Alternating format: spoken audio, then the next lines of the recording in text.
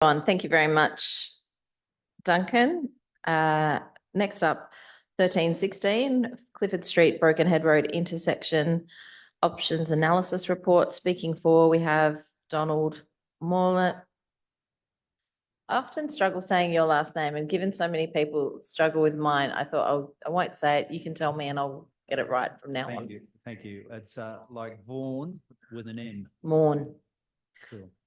Thank you very much for this opportunity. The Suffolk Park community became aware of this agenda item on last Tuesday afternoon, the 19th.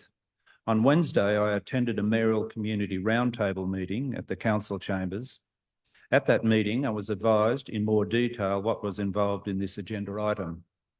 And also I learned that the council had been successful in obtaining a grant for 1.8 million from Roads and Traffic Black Spots for funding to install the traffic lights at Clifford Street, Broken Head Road intersection.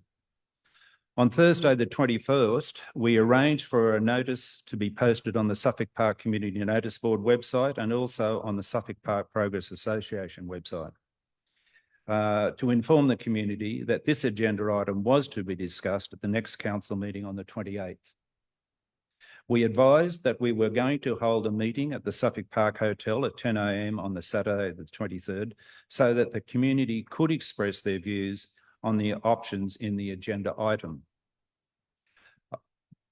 I was also able to give a 10-minute talk on the ABC Regional Radio on Friday morning in relation to this meeting and the options. The council agenda item, there were 3 additional separate reports that had to be read through. It was a total of 152 pages. I read these 3 reports. The TTM report from 2016, the MITUS report from November 24, and the 2024 safety report that looked at comparisons of roundabouts and traffic lights and the impact on pedestrians and vehicles.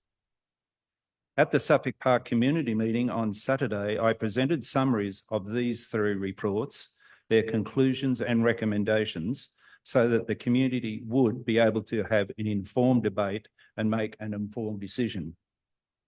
I tried to do this in an unbiased fashion. My summary presented to the community meeting were as follows. The 2016 TM report, while a recommendation and conclusion was that the council should adopt the traffic light option. Additionally, design work needs to be done before the traffic lights can be installed correctly. And 3, that the council investigate redesigning the relating to the exit and entry of the Park Hotel car park. The MITUS report on traffic modelling conclusions was that the roundabout and signalling options would both help to alleviate traffic congestion and flow on Clifford Street. The roundabout option does offer a marginally better traffic flow outcome. However, with the projected increase of 79.6% in traffic movements on Broken Head Road by 2038, that the roundabout would reach its peak efficiency and not be effective as the lights. Note that the MITUS report makes no consideration of any other issues other than traffic flow. Nothing regarding safety, cost, environmental impact, or timeliness of that option. On the 2024 safety report on the impact of signals on safety for pedestrians and vehicles, the conclusions were: 1, that the lights would give safety improvements for motorists, pedestrians, and cyclists. That is, significant improvement for elderly residents, school children, young families who move east to the shopping centre and the medical service, and those pedestrians crossing west towards the recreation facilities. It also said lights reduce the potential for collisions between vehicles and pedestrians. They also reduce the number of potential conflict points for all vehicles concerned. The safety report inferred that there is an urgent and priority need for proper marked and functioning safe pedestrian crossings on both Clifford Street and Broken Head Road. The meeting was then opened for an hour and a half for discussions and clarifications on these options. The summary of the community's comments are the major community frustration that it has taken so many years for action to be taken on this intersection. Commonly, just get it done.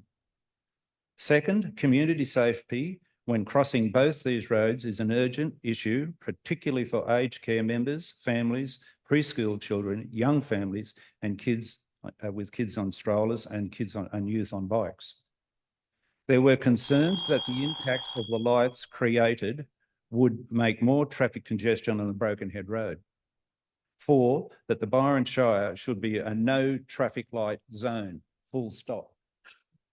5, that lights are to be installed, then the lights must be integrated and programmable.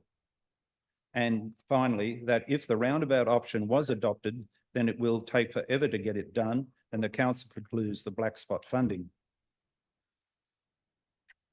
The results of the surveys then taken, 51 people attended that meeting, 41 or 80% favoured lights, 9 or 17% favoured roundabouts.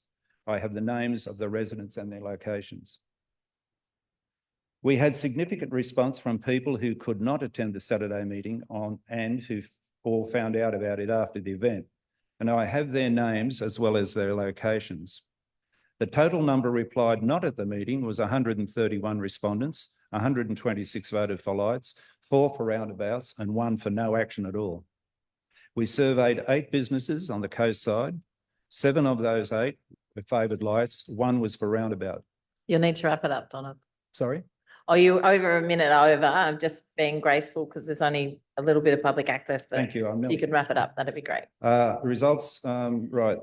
We surveyed also the aged care facility residents. 32 responded, 31 were in favour of lights. That is, we had 186 respondents, 169 of which 90% favoured lights, 14 or 7.5 favoured roundabouts, and 3 respondents wanted nothing done at all. So on this basis of these results, limited as they are, however, they are a well-informed survey group, I feel that the Suffolk community would support the staff's proposal to proceed with traffic lights options with some caveats. 1, that the lights are intelligent. 2, that the optional turning lane southbound heading into Clifford Street be reopened. 3, that the optional turning lane on Clifford Street heading south be formalised. 4, that urgent priority be given to marked safety pedestrian crossings on Broken Head Road and Clifford Street. Now, council can reject the staff proposal or possibly accept the 1.8 million funding and go back to a much longer Suffolk Park Community Survey report. But they must do this and complete either lights or roundabout options before the prescribed time or lose the grant funding. The community needs this roundabout to be fixed to stop the congestion and the frustration. And finally, as one of our community members said at the end of Saturday's meeting, please don't let perfection stop good and get this intersection functional. Thanks, Donald. Thank you. Samantha Turnbull. Speaking against.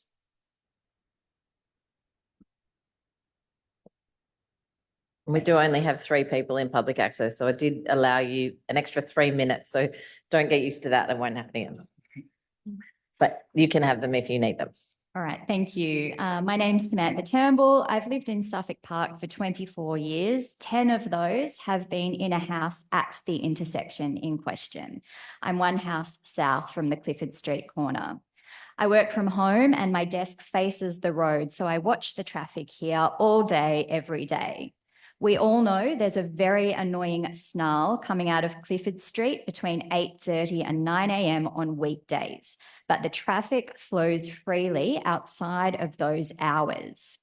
Yes, it's a renowned crash site, and when I first moved to this address, I would see, hear, and help at those crashes on a regular basis. However, I can also tell you that in recent years, since the removal of the left-hand turning lane from Broken Head Road into Clifford Street, those T-bone crashes have all but stopped. As the mother of young children, I share concerns about pedestrian safety. However, the vast majority of pedestrians in this area cross the road further east of the intersection on Clifford Street at the Suffolk Park shops and further north on Brokenhead Road near the petrol station and aged care facility, not at this intersection. We would love to see pedestrian crossings or other safety measures in those two specific locations. However, the main reason I was moved to speak to you today is because I attended that meeting by the Suffolk Park Progress Association on Saturday morning, and I was alarmed at the lack of diversity in the room. It was a group of 37 predominantly senior citizens who did not reflect the broader views and diversity of wider Suffolk Park. So I created an online survey to include the whole community. I posted a link to this survey in exactly the same place the Progress Association advertised their meeting. Survey respondents provided their names, where they live, and we also have their IP addresses and set the survey to only allow one response per device. There were no proxies, no guesses, and no hearsay. In slightly under 4 days, we had 367 responses. 255 indicated that their preferred choice was a roundabout. 70 said lights. 42 chose other. The most popular other option was to do nothing, while most others typed anything except traffic lights. The majority of the respondents lived in beachside Suffolk Park, closely followed by Hillside. I have emailed a summary of the data to all councillors, and you can see that it is a survey with neutral language, not a petition. I can also provide you with the complete data after this meeting. We also provided the survey respondents with a link to the council reports so that their decision was informed. Speaking of the reports, I note the 2016 TTM study states that lights would lead to considerable queuing along both Clifford Street and Brokenhead Road. That report also states that a roundabout may approach its capacity in the AM peak hour on weekdays in 2038. However, the Meta study compiled this year contradicts that estimate and states that a roundabout would provide a better level of service than lights by the year 2034 with significantly lower, they're the words of the report, significantly lower delays. The council's Safe System Assessment recommends lights. However, that assessment is based on a simple comparison between lights and doing nothing. The metrics in that assessment do not consider a roundabout at all. Nothing in any of these reports says lights would be safer than a roundabout, only that they would be safer than doing nothing. We know Justine Elliott has already announced and publicised this grant and that the application is already underway, and that there is a sense of fear and panic that the money will disappear if you don't spend it quickly. We also know that a large roundabout would require land acquisition and tree removal. The main landowner affected, who is included in our survey, is vehemently opposed to traffic lights and willing to sell his property to make way for a large roundabout. While it is a shame that this grant money is apparently conditional, with proper community consultation, you will discover the majority of residents want you to wait, do the harder work, and spend the extra money on a roundabout. We know people are tired and that this has been going on for a long time, but we urge you not to jump into the inferior, cheap and quick precedent-setting option and instead engage in genuine consultation that results in what your community truly prefers and what your own reports say is the superior choice. Thank you. Councillors, do we have questions for either of our speakers? Yep. Councillor Haig. Thanks. I have a question for Donald, just about at the community meeting. And actually, before I go further, thank you both for your work in consulting the broader community on this matter. You know, it's pretty disappointing that council hasn't been the ones leading the consultation, but I really do thank you both for doing your best to do that consultation on our behalf. Donald, at the meeting, what you've said is that you spoke to people at the meeting about the METIS report, and the conclusion was that the roundabout and the signal would both help alleviate traffic congestion, but the roundabout option was marginally better. The METIS report has in 2034 the different levels of service for that intersection. And so currently it shows that it's operating now at about a level of service C, which is not great. In 2034, the signals would be a level of service D, so a little bit worse, and the roundabout would be a level of service A, which is essentially slowing. Is that what you represented to the community at that meeting, or was something different shared? Right. What we You just need to lift up what the we microphone talked- a little bit, please. Sorry, what we spoke about as far as light options were intelligent lights. Now, the light option, the way it's been surveyed, my understanding is that it is just the cold stop go without any indication or reference to the intelligence of the current current traffic lights. So at the meeting, I did infer, and so did everyone else agree, that if we do go the traffic light option, that they have to be the intelligent traffic lights. They would run in priority, obviously at the peak hours, but in between, it could either be turned off totally or be sensitive to what traffic was waiting. So that was the information presented to the meeting. And so to clarify, was that wasn't based on the METIS modelling, that was based on a... No, it was talking, actually, the meta modelling it was just talking, dumb traffic lights as opposed to intelligent traffic lights, which is a totally different philosophy. Councillor Dodds. Hi, Donald.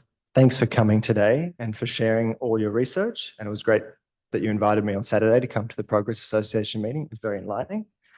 I've got a couple of questions for you. Do you think yourself and the community are aware that the traffic light option requires some level of road widening from the existing formation, that it's not just on the existing bitumen formation?